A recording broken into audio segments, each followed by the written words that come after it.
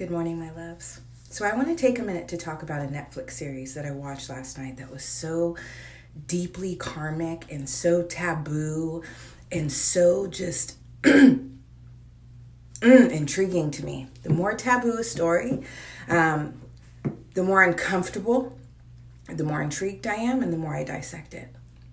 I like to look at what kinds of energies are at play here, what kind of residual energies from past lives, what kind of karma of the spirit is being played out, in order to get a better understanding of what exactly we're looking at here. So the story, or the movie I want to talk about, or documentary I should say, is Tell Them You Love Me.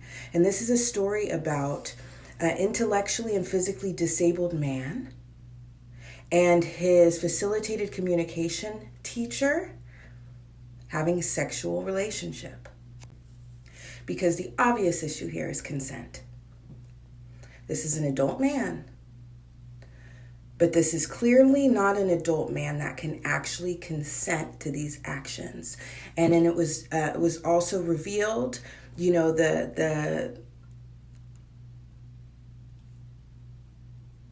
the lack of assuredness we actually have relative to the art of facilitated communication, and whether or not it's actually the subconscious mind or the words of the instructor, right?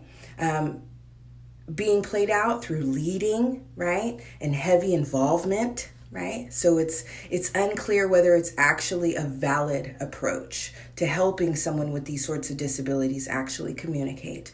And that has yet to be determined, right? But a lot of people had said it is not a valid form and it is too impeded on.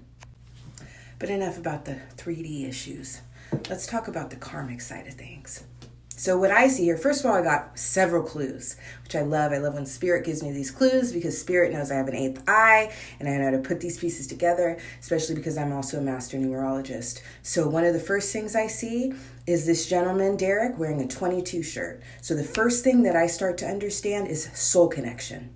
So there is a soul connection at play here. The next thing I start to piece together is the fact that this is a woman who is a teacher of communication. Okay, so then when you want to pair a myth, you want to pair a spirit with a human being, you need to pay attention to those sorts of things. Okay, so I'm like, okay, could this be a goddess of communication? So I look into that. And the first being that comes up is the goddess Iris. Okay. And then as you look further into the Iris myth, you start to understand the representation of rainbows and how that is indicative, spiritually speaking, of new beginnings. It's also indicative of omens and life crisis. Okay, so this is interesting because it also goes a little bit deeper than this. When you understand that as a layer, an energetic layer, that's at play here, right? This is what we're talking about. And then when you want to get into soul wounding, or residual energies that also play a role from previous lifetimes, you need to pay attention to other things. So, for example, in this documentary, Derek would say, but when you understand facilitated communication and the fact that a lot of it was probably coming heavily from her own subconscious mind, and she was kind of leading his hand to write certain things, one of the things she said that stood out the most to me was, there is no greater punishment than silence. So as the goddess of communication, Iris would heavily oppose anything relative to having to be silenced. And when you understand karma, especially of the physical body, and you can understand the reversing of roles and how certain things play out karmically in this realm of reality, you can start to look at Derek's situation. Okay, this is a man that came into this life with an inability to truly communicate or process information in a certain manner, right?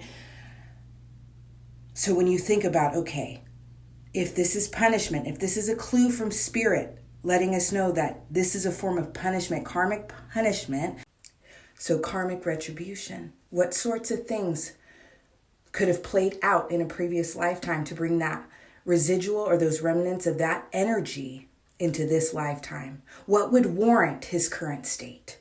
We could have had someone that misused his mental agility in a past life, or misused his communicative skills.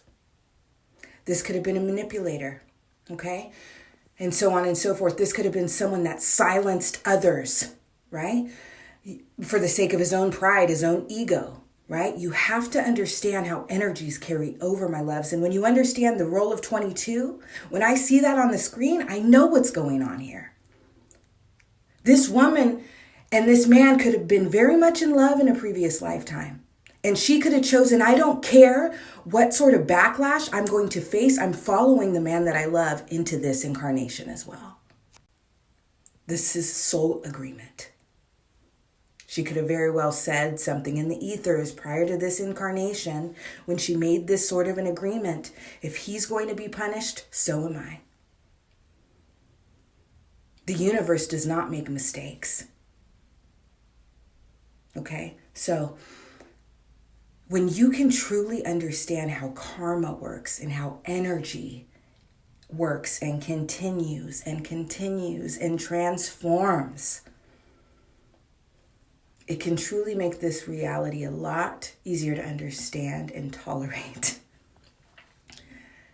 We have a perfect divine architect that knows what it's doing and aligns things perfectly for our highest good, always.